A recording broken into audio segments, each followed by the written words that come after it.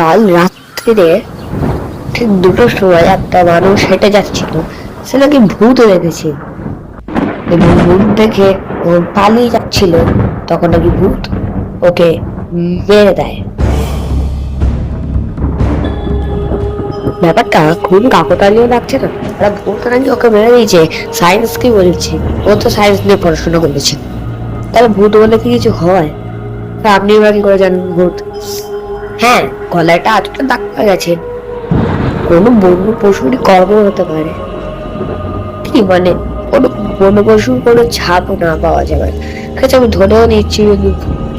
তাহলে যদি আমি ধারণার পথেও এগিয়ে যাই, তাহলে একটাই ফলাফল বেরাবে যে এটা কোনো বন্য পশুরই কর্ম।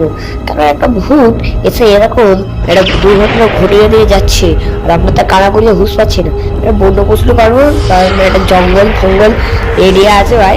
এখন সব আছে, চ রাত্রে ঘুমাতে যাই। রাতের ক্যানিং এক্সপ্রেস লোকাল এখনই পুরো টারকাটে হতে হলো। হ্যাঁ, তো রাত্রে আবার জঙ্গলে আসতে হচ্ছে। আবার নাকি শুনেছি কি ভূত ফুত আছে, তারটাকে ঠিক ওইখানে দাঁড়িয়ে আছে এত রাত্রে। আবার উনিও জ্বালা ঘুমানে। আর দাদা কি করছেন?